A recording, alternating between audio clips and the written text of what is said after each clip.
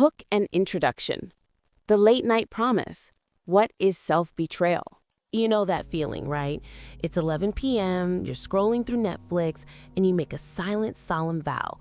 Tomorrow I start the business. Tomorrow I write the book. Tomorrow I finally start living the life I know I'm capable of. It's a powerful promise made by your future self to your present self. But then the alarm goes off, the sun rises, and you default. You hit snooze. You check social media. You do the easy, meaningless work instead of the hard, terrifying work. And just like that, you break the promise. You betray yourself. This isn't about simple procrastination. That's a gentle term we use to excuse ourselves. This is about self-betrayal. It's the conscious daily act of choosing comfort over courage, choosing the temporary fix over the long-term fulfillment. It's not laziness. It's a sophisticated form of self-sabotage. You are actively, knowingly killing the version of you that you want to become. So the question isn't, how do I stop being lazy? The question is, why are you constantly betraying the person you see in your dreams? Buckle up, because we're diving into the dark psychology of this betrayal and the invisible cages that keep you paralyzed. Mental trap 1. The comfort cage. Your biggest enemy is your couch. The first cage is the one you built yourself. It's your comfort zone.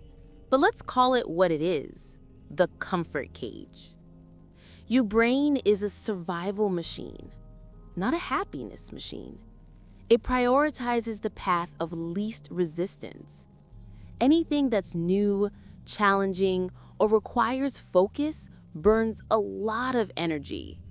This is why when you sit down to start that difficult, life-changing task, your brain screams, danger, effort required, switch to YouTube. We live in a world of instant dopamine. A scroll, a snack, a notification. It's a quick, cheap hit. The work that matters, the work that defines your true life, requires delayed gratification. It demands you choose the hard dopamine of accomplishment over the easy dopamine of distraction. When you choose to stay comfortable, when you choose the distraction, you are training your nervous system that mediocrity is safe and growth is a threat. You're not being lazy.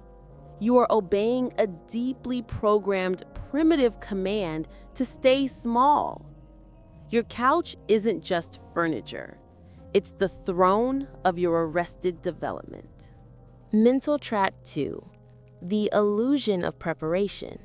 The research trap. You look disciplined. You're reading books, buying courses, building spreadsheets, and organizing your files. You call this preparation. I call it procrastination in a lab coat. The illusion of preparation is one of the most insidious forms of self-betrayal. You're performing the motions of work without incurring the risk of actual failure. You're trading the danger of the battlefield for the safety of the map room. You tell yourself, I need to read just one more book on finance before I launch the business. I need to outline the plot 7 more times before I write the first chapter. This isn't preparation. This is a deliberate intellectual defense mechanism designed to postpone the terrifying moment of action. The moment of action is the only moment that actually changes your life. Your subconscious knows that as long as you are preparing, you cannot fail. You have to be brutal with yourself. Is this action moving the needle, or is it just moving paper? If you are researching more than you are executing, you are betraying your potential. Mental trap 3. The shame spiral. The cycle that keeps you trapped. Here's where the cycle gets truly vicious. You betray yourself by procrastinating, and then immediately the shame spiral kicks in. It starts with the guilt. I should have done that. I wasted the entire day. This guilt morphs into deep-seated shame. I am fundamentally broken. I'm not disciplined. I'm a fraud. And what is the natural human response to intense shame and self-hatred? We seek comfort. We turn back to the easy dopamine, the scrolling, the binge watching, the self-pity as a form of self-medication. You use the shame of having procrastinated as the justification for procrastinating more. It's a self-feeding loop. Betrayal leads to shame, and shame leads to more betrayal. You are constantly punishing your future self for the mistakes of your present self, ensuring that the cycle never breaks. You must recognize that the shame is not a motivator. It is a paralyzer. It is the silent killer of momentum. Mental trap 4. Identity collapse. Who are you without the hustle? The fear of failure is obvious, but the fear that truly locks us down is the fear of success, because success threatens your very identity. Right now, you might identify as the struggling but ambitious one, the busy one who never gets a break, the one who would succeed if only they had the time. This identity, however painful, is safe. It's familiar. What happens when you actually succeed? You lose the excuse for your unhappiness. You lose the pity of your friends and family. You are forced to become a new person, the competent, accountable, successful person. Your subconscious whispers, if you succeed, who are you? Will your old friends still like you? Will you become one of them?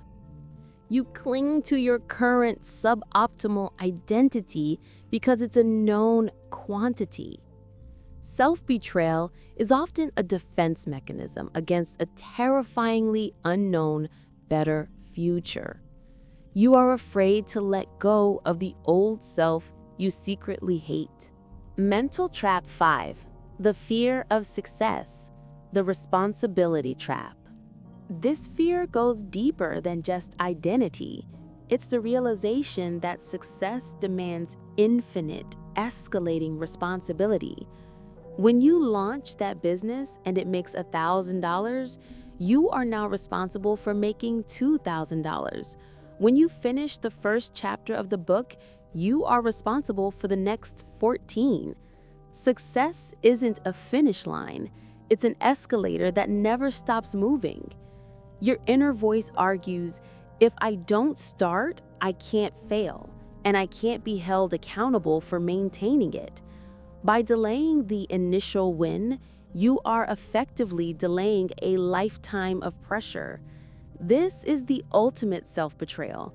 You are trading your future freedom for present comfort because the weight of future expectation feels too heavy to bear. You have to decide, are you willing to trade a comfortable, stagnant life for a challenging, meaningful one? Because that is the real cost of entry. The antidote, the brutal antidote. Stop waiting for the right moment. We've diagnosed the betrayal. Now, here is the brutal 3-part antidote. 1. The rule of 5 minutes, the momentum breaker. Stop trying to tackle the entire, massive project. That's what paralyzes you. When you feel the pull of procrastination, tell yourself, I only have to work on this for 5 minutes. 5 minutes of writing, 5 minutes of coding, 5 minutes of uncomfortable networking. Momentum is the single greatest tool against self-betrayal. Your mind is trained to resist starting, not continuing. Get the motor running. 5 minutes. No excuses. 2. The power of small promises, the trust builder. Self-betrayal erodes self-trust. Every time you break a promise to yourself, like, I'll go to the gym tomorrow, you lower your self-worth. You need to rebuild that internal trust, not with massive declarations, but with small, guaranteed wins. Pick 3 small things you absolutely must do today. Make your bed, send that email, walk for 15 minutes. Do them. every single day. You are training your mind that your word means something. Consistency in small things builds the character required for big things. 3. Identity shift, the future self hack. Stop focusing on the goal. Focus on the identity. Ask yourself, what would the person who achieves this goal do right now? The successful entrepreneur doesn't try to work, they are a worker. The disciplined writer doesn't force themselves to write, they are a writer. If you want to stop betraying your future, you need to start acting like them today. The actions precede the identity. Conclusion, final call to action, the cost of self-betrayal. The reality is this: the greatest barrier to your true life is not external, it's internal. It's the constant, silent war between the person you are now and the person you know you could be. The time you waste now is the version of you are killing later. Every day you choose the comfort cage, every time you hide behind preparation, every time you let the shame spiral win, you are choosing regret. You have all the tools, you have the knowledge, you have the ambition. The only thing left is the courage to stop betraying yourself. So I'll ask you one final time.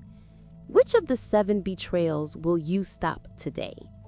Will you choose the 5-minute rule or will you choose the couch? The time is not right. The moment will never be perfect. The only choice you have is to start the fight right now, today. Don't let your tombstone read, "He was almost something great."